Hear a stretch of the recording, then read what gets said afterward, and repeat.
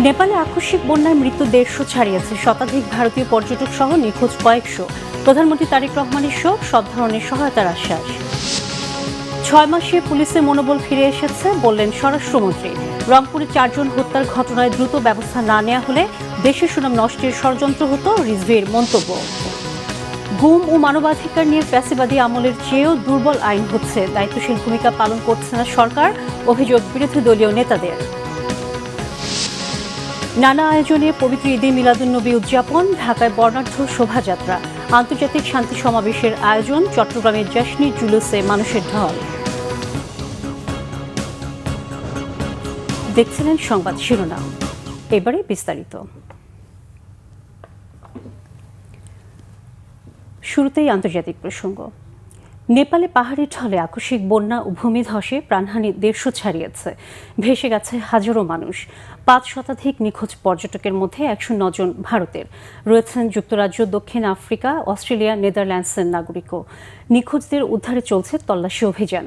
জরুরি বৈঠক করে ক্ষতিগ্রস্ত এলাকাগুলোকে আগামী 3 মাসের জন্য দুর্গত অঞ্চল ঘোষণা করেছেন প্রধানমন্ত্রী বলেন্দ্র শাহ। মেহরাব হোসাইন খানের ডেস্ক রিপোর্ট।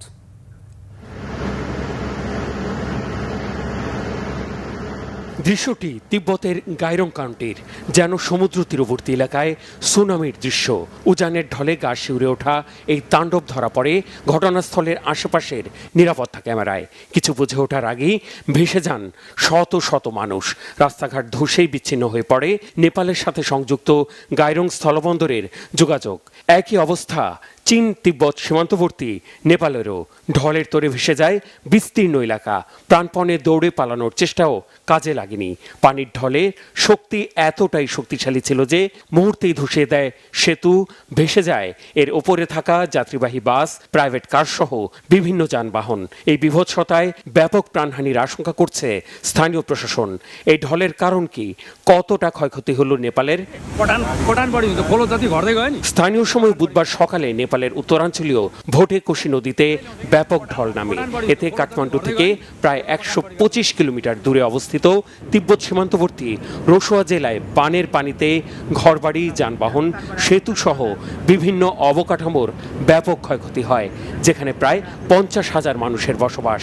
তিব্বত থেকে নেপালে ঢুকে এই রসুয়া জেলা দিয়েই বয়ে গেছে ভোটেকোশি নদী।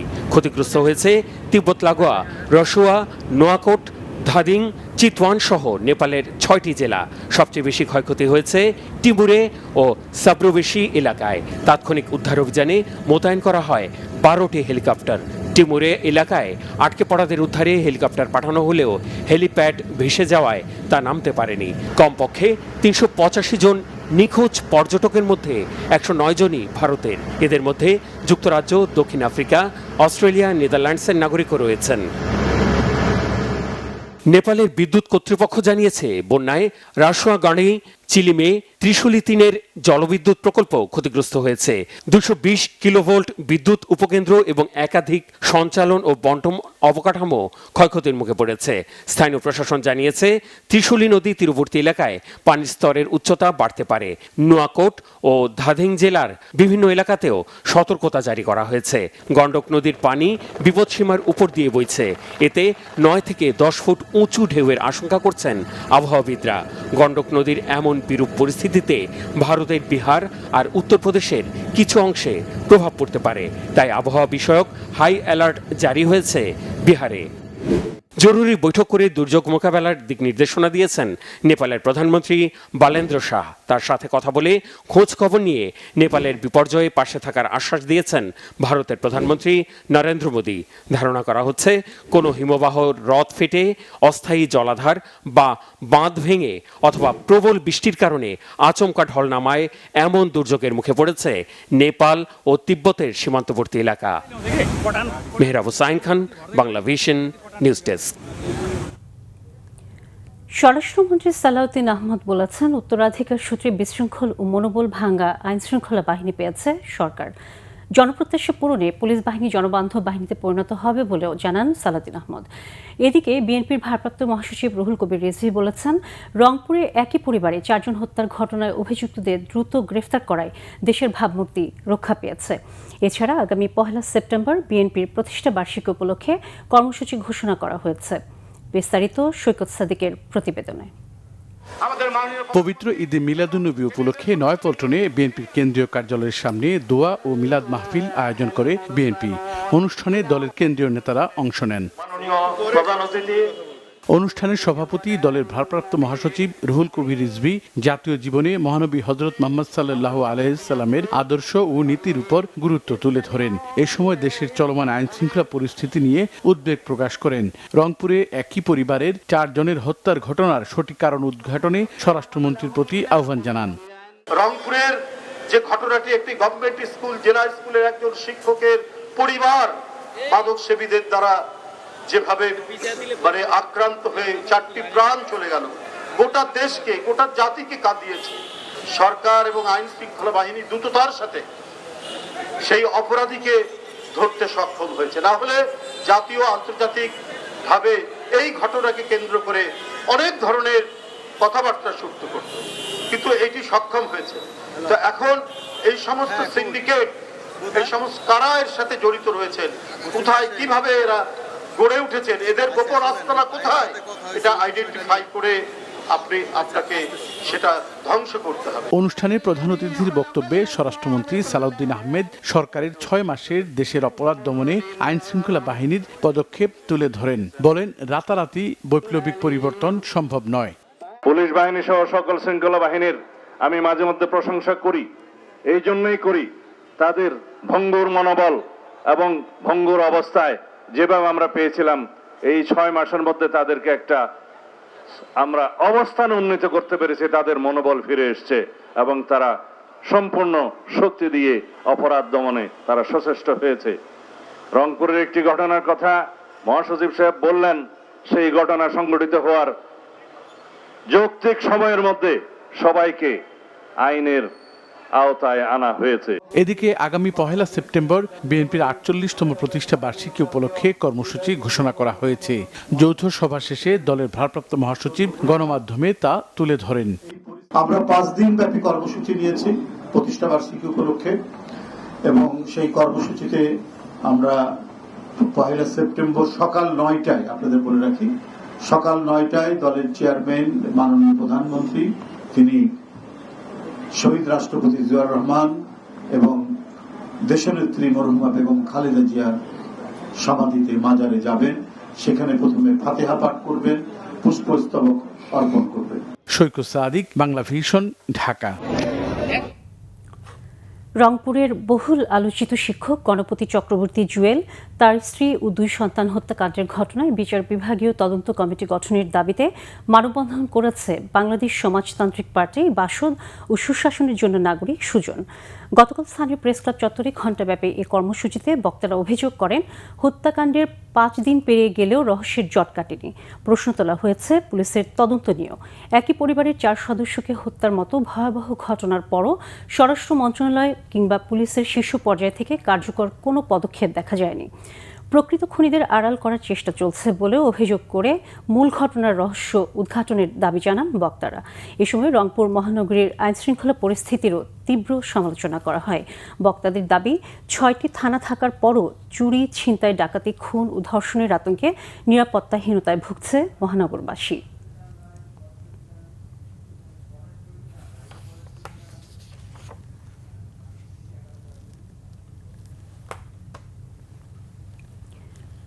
আন্তর্জাতিক গুম দিবস উপলক্ষে 30 আগস্ট শাহবাগ থেকে সংসদ অভিমুখে গুমের শিকার পরিবারদের নিয়ে পথযাত্রা কর্মসূচি পালন করবে 11 দল, জানিয়েছেন বিরোধী দলীয় চিফ হুইপ ও এনসিপির আহ্বায়ক নাহিদ ইসলাম।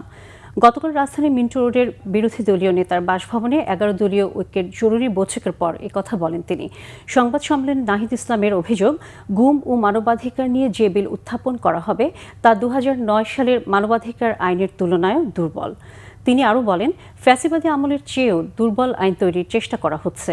এ ধরনের আইন মানুষের অধিকার সুরক্ষার বদলে গুম ও মানবাধিকার লঙ্ঘনের বিচার প্রক্রিয়াকে আরও দুর্বল করবে।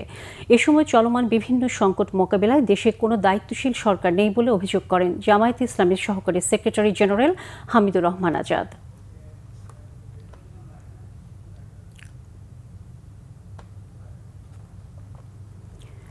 জাতীয় কবি কাজী নজরুল ইসলামের 50তম মৃত্যুবার্ষিকী আজ। ঢাকা বিশ্ববিদ্যালয় কবির সমাধিতে ফুল দিয়ে শ্রদ্ধা জানাচ্ছেন রাজনীতিবিদ, শিক্ষক, বিভিন্ন সামাজিক সাংস্কৃতিক সংগঠনের কর্মী সহ সর্বস্তরের মানুষ। দর্শক, সংবাদ সংগ্রহে সেখানে রয়েছেন বিশেষ প্রতিনিধি ইমরুল কায়েস। চলে যাচ্ছে সেখানে। কায়েস, জাতীয় কবির সমাধিতে বিভিন্ন শ্রেণী পেশার মানুষের শ্রদ্ধা নিবেদনের কি তথ্য আছে আপনার কাছে, আমাদের জানাবেন। ধন্যবাদ সোনিয়া, আপনি ঠিকই বলেছেন যে সকাল থেকে আমরা আজকে জাতীয় কবি কাজী নজরুল ইসলামের মৃত্যুবার্ষিকী 50তম মৃত্যুবার্ষিকী পালিত হচ্ছে এবং সকাল থেকে আমরা জাতীয় কবি কাজী নজরুল ইসলামের মাদার প্রাঙ্গণে অবস্থান করছি। আমরা যেটি দেখতে পাচ্ছি এখানে সর্বস্তরের মানুষের ঢল নেমেছে, যেমন রাজনৈতিক থেকে শুরু করে সামাজিক সাংস্কৃতিক বিভিন্ন অঙ্গনের মানুষ এখানে এসে শ্রদ্ধা ভরে জাতীয় কবি কাজী নজরুল ইসলামকে স্মরণ করছেন।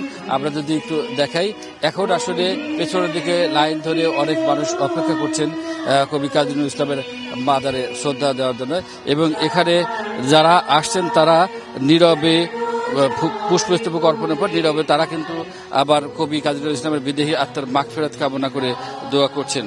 আপনি জানেন যে কাজী নজরুল ইসলাম ছিলেন একজন প্রেমের কবি, দ্রোহের কবি, বিদ্রোহের কবি। তার অনুপ্রেরণা এখনও সমাজে বর্তমান রয়েছে। আপনাকে একটি তথ্য দিই, সেটি হচ্ছে যে প্রথমেই সকালে বাংলাদেশ জাতীয়তাবাদী দল বিএনপির ভারপ্রাপ্ত মহাসচিব রুহুল কবির রিজভী তিনি নেতাকর্মীদের নিয়ে প্রথম জাতীয় কবি কাজী নজরুল ইসলামের মাজারে শ্রদ্ধা নিবেদন করেন এবং তারপরে তারা দোয়া করেন। এরপরে তিনি গণমাধ্যমের সাথে কথা বলেন। তখন তিনি যে কথাগুলো বলেছেন সেগুলো হচ্ছে যে বাংলাদেশে যখনই কোনো অন্যায়, অত্যাচার, অবিচার, ফ্যাসিবাদ যখনই মাথাচাড়া দিয়ে উঠেছে, যখনই মানুষের প্রতি অবিচার করেছেন, অন্যায় করেছেন, তখনই কাজী নজরুল ইসলামের যে লেখনী, সেই লেখনী মানুষকে অনুপ্রেরণা জুগিয়েছে, শক্তি জুগিয়েছে, মানুষকে সেই অন্যায় অত্যাচারের বিরুদ্ধে রাস্তায় নামতে যুদ্ধ করেছে। এমনকি 71 সালে যেমন কবি কাজী নজরুল ইসলাম তার লেখনী যেমন ভূমিকা রেখেছিল, মানুষ তার গান গেয়ে গিয়ে উদ্বুদ্ধ হয়েছে যুদ্ধে, ঠিক তেমনই 24-এর যে গণ অভ্যুত্থান হয়েছে, সেই গণ অভ্যুত্থানে ছাত্র জনতা যখন বিপ্লব করেছে তখন কবি কাজী নজরুল ইসলামের যে দ্রোহের গান রয়েছে সেই দ্রোহের গান গেয়ে রাস্তায় নেমেছেন এবং সেই লেখনী মানুষকে উদ্বুদ্ধ করেছে ফ্যাসিবাদের বিরুদ্ধে। এই কথাগুলো বিএনপির ভারপ্রাপ্ত মহাসচিব বলেছেন। এরপরই ঢাকা বিশ্ববিদ্যালয়ের ভিসি সহ বিভিন্ন শ্রেণী পেশার মানুষ ফুল দিয়ে শ্রদ্ধা নিবেদন করেন কবি কাজী নজরুল ইসলামের এই মাজারে। তো যাই হোক, আমরা আছি, এই হচ্ছে এখানকার সর্বশেষ খবর। আমরা আশা করি যে শ্রদ্ধা ভরে ভালোবাসায় কবি কাজী নজরুল ইসলামের এই দিবসটি উদযাপিত এখানে যেমন হচ্ছে সারা বাংলাদেশে তেমন উদযাপিত হবে। ধন্যবাদ সোনিয়া। ইমরুল কায়েস, অসংখ্য ধন্যবাদ আপনাকে। দর্শক, জাতীয় কবি কাজী নজরুল ইসলামের সমাধিস্থল থেকে এতক্ষণ সংযুক্ত ছিলেন আমাদের বিশেষ প্রতিনিধি ইমরুল কায়েস। দরিদ্র প্রান্তিক জনগোষ্ঠীর জীবনমান উন্নয়ন ও সামাজিক বৈষম্য কমাতে কাজ করছে বর্তমান সরকার। সবার ঘরে ফ্যামিলি কার্ড পৌঁছে গেলে জাতীয় অর্থনীতিতে যুক্ত হবে দরিদ্র জনগোষ্ঠীর মানুষও। চ্যালেঞ্জ থাকলেও ভাতা ও ফ্যামিলি কার্ড বিতরণে দুর্বলতা কমিয়ে স্বচ্ছতা নিশ্চিত করবে সরকার। বাংলা ভিশনকে দেয়া একান্ত সাক্ষাৎকারে এসব কথা বলেছেন সমাজ কল্যাণ প্রতিমন্ত্রী ফারজানা শারমিন। রিপোর্ট করছেন রিশান নাসরুল্লাহ। ব্যক্তি নয়, পরিবার হলো উন্নয়নের চাবিকাঠি। এমন নীতিকে সামনে রেখে দেশে সামাজিক নিরাপত্তা কর্মসূচি ফ্যামিলি কার্ড চালু করেছে সরকার। পরিবারের আর্থিক সচ্ছলতা ও পুষ্টির যোগান নিশ্চিতে ফ্যামিলি কার্ডের মাধ্যমে নারী সদস্যরা পাবেন আর্থিক সহায়তা। এই কর্মসূচি নারীর মাধ্যমে পরিবারের সামাজিক উন্নয়ন নিশ্চিত করবে বলে মনে করেন সমাজ কল্যাণ প্রতিমন্ত্রী। যার কাছে কিছুই ছিল না তার হাতে 2500 টাকা। আর একটু ব্রডার পার্সপেক্টিভে যদি আমরা যাই, যে যদি একটি এলাকাতে একটি ওয়ার্ডে কমপক্ষে 10 জনের হাতেও এই 2500 টাকা করে যায়, 2.5 লক্ষ টাকা কিন্তু রোল ওভার হচ্ছে মান্থলি। এবং ওই এলাকাতে কিন্তু সেই টাকাটা কোথায় খরচ করে এই মহিলা, স্বাভাবিকভাবে দেখা যাবে যে এটা হয় তার বাচ্চার টিফিনের খাবারের জন্য ব্যবহার করছে, অথবা তার পরিবারের নিউট্রিশনের জন্য ব্যবহার করছে, অথবা ওষুধের জন্য ব্যবহার করছে, অথবা সেখান থেকে 500 টাকা সে জমিয়ে রাখছে যে ভবিষ্যতে কোনো কাজ করার জন্য। আমাদের এটাও ইম্প্যাক্ট অ্যাসেসমেন্টও আছে যে আসলে এই টাকাগুলো তারা কোথায় খরচ করছে, সেটাও আমাদের একটা ইভ্যালুয়েশন থাকবে। তখন কিন্তু ওই এলাকাতে ওই মানিটা রোল ওভার হচ্ছে, ওখানকার ইকোনমিটা কিন্তু রোল ওভার হচ্ছে। সো এটা সারা বাংলাদেশে যখন ছড়িয়ে যাবে এটার ইম্প্যাক্টটা অনেক বেশি পড়বে। দেশের মানুষের আর্থসামাজিক অবস্থার বিষয়টি বিবেচনা করে ডায়নামিক সোশ্যাল রেজিস্ট্রি DSR এর মাধ্যমে উপকারভোগী বাছাই করবে সরকার। কর্মসূচি বাস্তবায়নে অযথা অর্থ ব্যয় ও অনিয়ম করার সুযোগ নেই দাবি প্রতিমন্ত্রীর। ইটস নট লাইক দ্যাট যে এই সারা 5 বছর ধরে এটা চলবে অথবা যতদিন ধরে আমাদের এই ফ্যামিলি কার্ড প্রজেক্ট চলবে ততদিন ধরে। নো, আপনার এই ডেটা কালেকশন কিন্তু একবারই হবে এবং এটা একবারেই শেষ করা হবে। তো এত বড় একটি যজ্ঞ করতে যখন আপনাকে প্রতিটা ওয়ার্ডে একজন করে ভলান্টিয়ার যাচ্ছে, তার হাতে আমরা একটি করে ট্যাব দিচ্ছি এবং সিম দিচ্ছি, তাদের যাওয়া আসার জন্য তারা ফর্ম ফিল আপ করছে, তো সেখানে এই যে টাকাটা এককালীন খরচ হচ্ছে, এটা কি খুব বেশি টাকা? এবং এটা তো দেশের প্রয়োজনে, দেশের প্রজেক্টে খরচ হচ্ছে। সো এখানে প্রশ্ন যারা তুলছেন হয়তো না জেনেই প্রশ্নটা তুলছেন, এবং এটা টোটালটাই এককালীন, এটা এমন না যে এটা বারবার এই টাকাটা খরচ হবে। সামাজিক নিরাপত্তা কর্মসূচির সবচেয়ে বড় চ্যালেঞ্জ স্বচ্ছতা নিশ্চিত করা।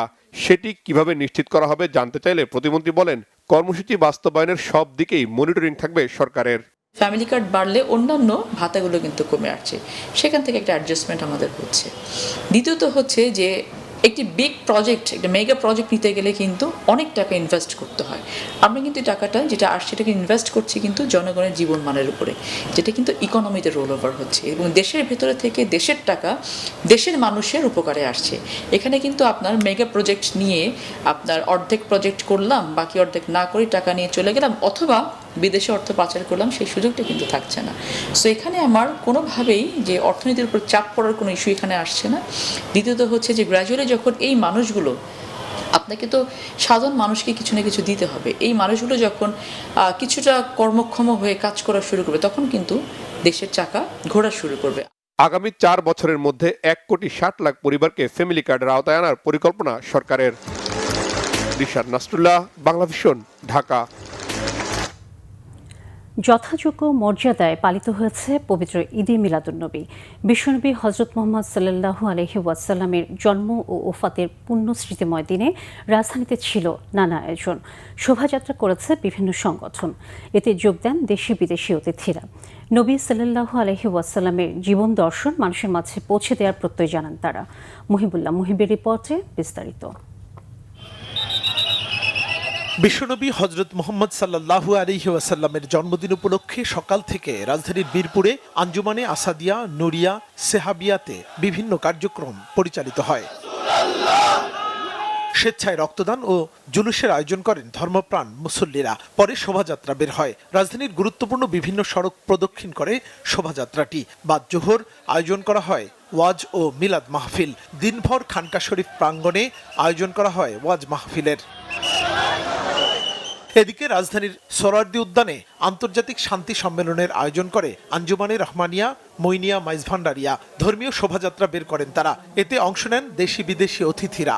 খুশি উদযাপন করছি, আমরা প্রদর্শন করছি, আমরা আলোচনা করছি, আমরা ওনার আখলাকুন নবী নিয়ে, ওনার সিরাত নিয়ে আলোচনা করছি, ওনার জন্মের আগমন কেন হয়েছে, কেন জাহালিয়াতের যুগে ওনাকে আল্লাহ পাক পাঠাইছেন, এগুলা নিয়ে আলোচনা করছি। إن من أعظم النعم الفرح برسول الله صلى الله عليه وسلم والفرح بعين نعمة الله على العالمين سيدنا محمد صلى الله عليه وسلم. بميلاد أعظم الخلق هو حالة إنسانية عامة يجمع عليها بني الإنسان. It's a great lesson for all of us in Canada and in other countries. And for all the viewers, I want to encourage them to follow the example of everyone here today, that they can show this love of the Prophet sallallahu alaihi wasallam. রেলিটি মৎস্য ভবন, high court ও press club এলাকা ঘুরে সোহরাওয়ার্দী উদ্যানে ফিরে মহাসমাবেশ করে। অন্যদিকে ঢাকার ইঞ্জিনিয়ার্স ইনস্টিটিউশনে আলোচনা সভার আয়োজন করে আশিকানে গাউসিয়া, রহমানিয়া, শহীদিয়া, মাইজভান্ডারিয়া।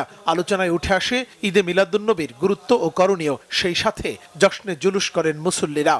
এই মিলাদুন্নবী মাহফিলের মাধ্যমে আল্লাহর বান্দাদের এবং নবীর উম্মতের মধ্যে নবীর প্রেমকে জাগ্রত করা, নবীর ভালোবাসা, নবীর আদর্শ, সৌহার্দ্য, সম্প্রীতি, হানাহানি থেকে মুক্ত হয়ে এই পৃথিবীর মধ্যে নবীর প্রেমকে বিলিয়ে দেওয়া।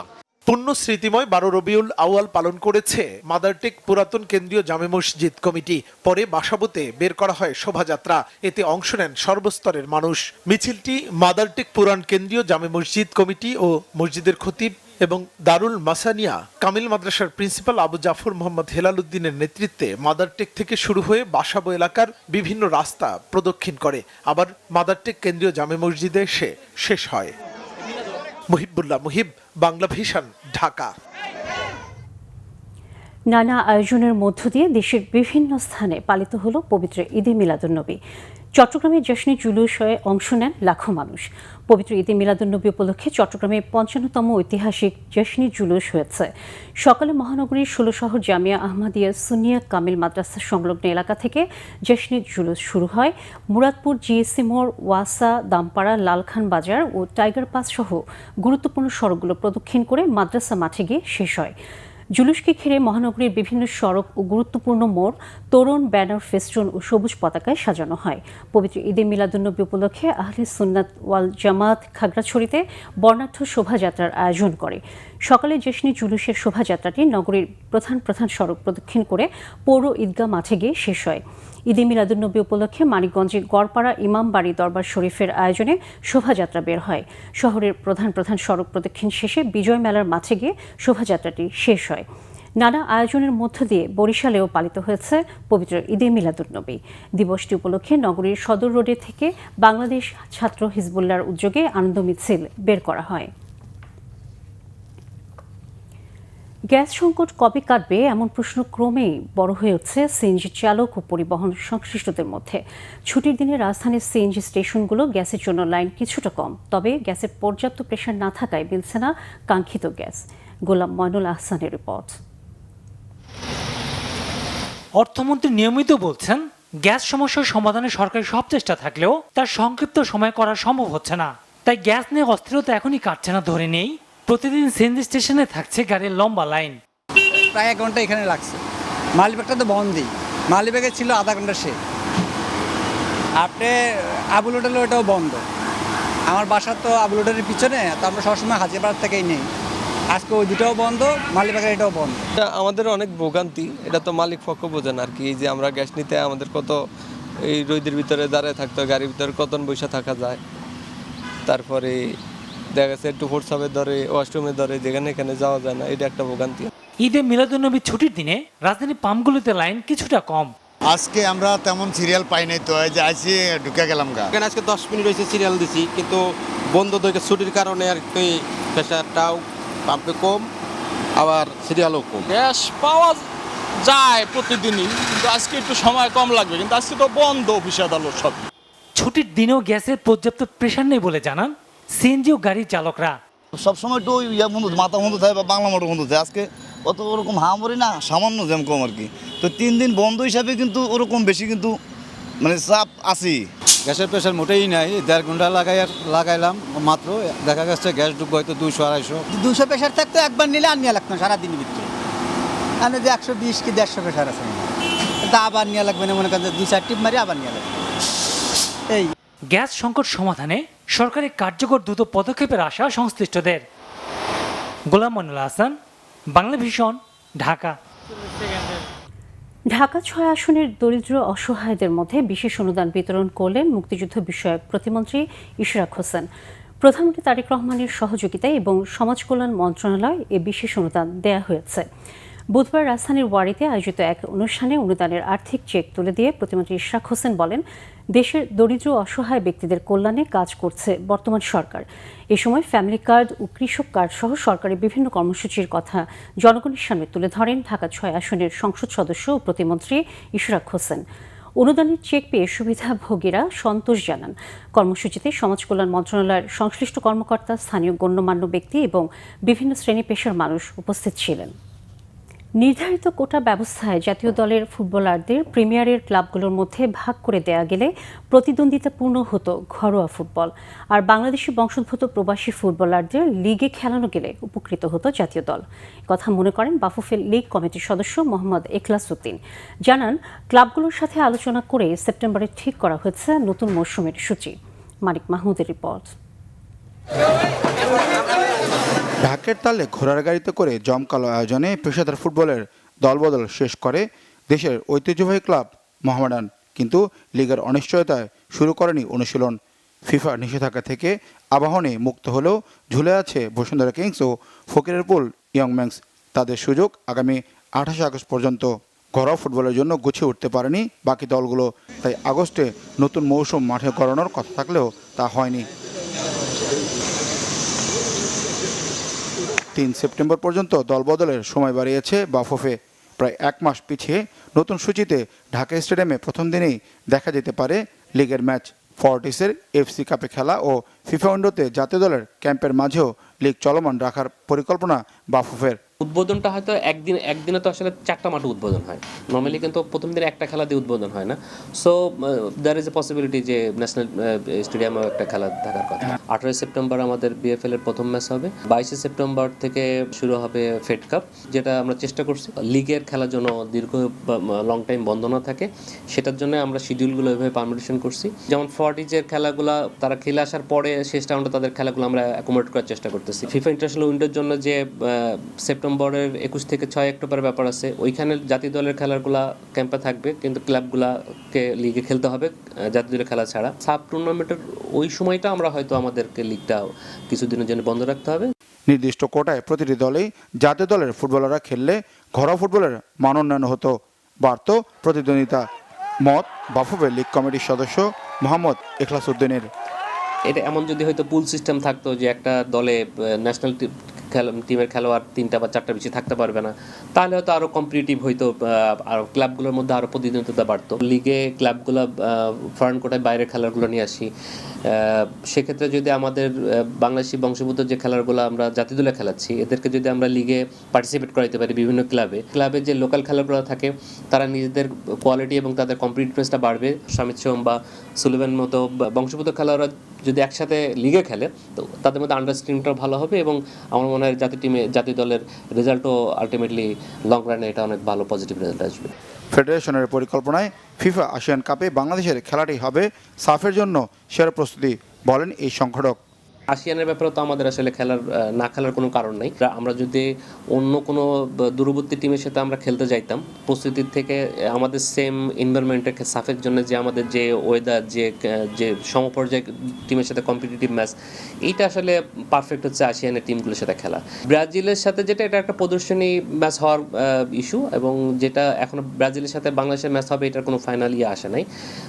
ব্রাজিলের যে টিম এখানে আসছে ভেন্যু পরিদর্শনের জন্য, আমাদের ফুটবল ফ্যাসিলিটিস দেখার জন্য, সেটা হয়তো ভবিষ্যতে কোনো সময় হয়তো তারা ব্রাজিল আমাদের দেশে ট্যুর করতে পারে, বা এমন হয়তো সম্ভবত যাচাই করার জন্য। বাংলাদেশ ফুটবল লিগে ক্লাবগুলোর জন্য সুযোগ সুবিধা বাড়িয়েছে বাফুফে, করবে প্রতিটি ভেন্যুর তত্ত্বাবধান। অ্যাওয়ে ম্যাচে ক্লাবের ভ্রমণ খরচও বহন করবে ফেডারেশন। মানিক মাহমুদ, বাংলা ভিশন, ঢাকা। ক্রিকেট। নারী এশিয়া কাপে শিরোপা পুনরুদ্ধারের লক্ষ্যে দুবাই গেছে জাতীয় নারী ক্রিকেট দল। সন্ধ্যায় ঢাকা ছেড়েছে তারা। গত দলের লক্ষ্য ম্যাচ বাই ম্যাচ জিতে এগিয়ে যাওয়া। শক্তিশালী ভারতকে হারানোর সামর্থ্য বাংলাদেশের আছে, বিশ্বাস নির্বাচক হাসিবুল হোসেন শান্তর। 28 আগস্ট থেকে 13 সেপ্টেম্বর আরব আমিরাতের হবে এই এশিয়া কাপ। মানিক মাহমুদের আরও একটি রিপোর্ট। জ্যোতি ফারজানাদের বিদায় দিতে বিমানবন্দরে উৎসুক জনতার ভিড়। আরব আমিরাতে নারী এশিয়া কাপ মিশনে টাইগ্রেসরা। ইনজুরির কারণে এশিয়া কাপ স্কোয়াড থেকে বাদ পড়েছেন বাঁহাতি পেসার ফারিয়া ইসলাম তৃষ্ণা। দলে জায়গা পেয়েছেন 17 বছরের ডানহাতি পেসার ফারজানা ইয়াসমিন। জাতীয় দলের স্কোয়াডে এবারে প্রথম জায়গা হয় ফারজানার। আমাদের রিপোর্ট আসছে যে আপনার টায়ার 2, তো রেস্ট নিতে হবে। তো আগে যদি কমপ্লেন করতো তাহলে একটা কথা ছিল। তো আমার মনে হয় যে তৃষ্ণা তো প্র্যাকটিস করতেছিল, আমি ওর সাথে কথা বলেছি, বাট কখনো কমপ্লেন করেনি। তখন লাস্ট প্র্যাকটিসের দিন তখন সে কমপ্লেন করছে তার হাতে ব্যথা করছে। টুর্নামেন্টের 10ম আসরে অংশ নিচ্ছে বাংলাদেশ। টি20 ফরম্যাটের এই টুর্নামেন্টে 2টি গ্রুপে খেলবে 8টি দল। বি গ্রুপে বাংলাদেশের প্রতিপক্ষ বর্তমান চ্যাম্পিয়ন শ্রীলঙ্কা, ইন্দোনেশিয়া ও স্বাগতিক আরব আমিরাত। শ্রীলঙ্কায় কন্ডিশনিং ক্যাম্প ও 2টি প্রীতি ম্যাচ খেলে প্রস্তুতি নিয়েছে নিগার সুলতানা জ্যোতির দল। নারী এশিয়া কাপে 2018 সালে শিরোপা জয়ের পর গত কয়েক আসরে শেষ 4-এর বাধাই টপকাতে পারেনি বাংলাদেশ। গত আসরে সেমিফাইনালে ভারতের কাছে হেরে বিদায় নেয় তারা। এবার বাংলাদেশ দলকে ফাইনালে দেখছেন নারী ক্রিকেট দলের নির্বাচক হাসিবুল হোসেন শান্ত। অবশ্যই ফাইনালে যাওয়ার মতন বাংলাদেশ টিম ম্যাচ খেলে তারপরে আমরা ফাইনালে যাওয়ার চেষ্টা করবো, বাট একটা ম্যাচ করে করে আগাবো। মেয়েরা ভালো প্র্যাকটিস করেছে এবং যে ধরনের উইকেটে আসলে আমাদের দেশের মেয়েরা এই ধরনের উইকেটে একটু বেটার ক্রিকেট খেলে। তারা যে ম্যাচটা খেলে মাঠে, যদি তারা তাদের ন্যাচারাল খেলাটা খেলতে পারে, বাংলাদেশ ইন্ডিয়াকে হারানোর মতনও টিম আমি মনে করি। দুবাইয়ে 31 আগস্ট ইন্দোনেশিয়ার বিপক্ষে প্রথম ম্যাচ খেলবে জ্যোতিরা। এরপর 6 সেপ্টেম্বর শ্রীলঙ্কা এবং 8 সেপ্টেম্বর স্বাগতিক আমিরাতের মুখোমুখি হবে বাংলাদেশ। এই গ্রুপে ভারতের সাথে আছে পাকিস্তান, হংকং ও থাইল্যান্ড।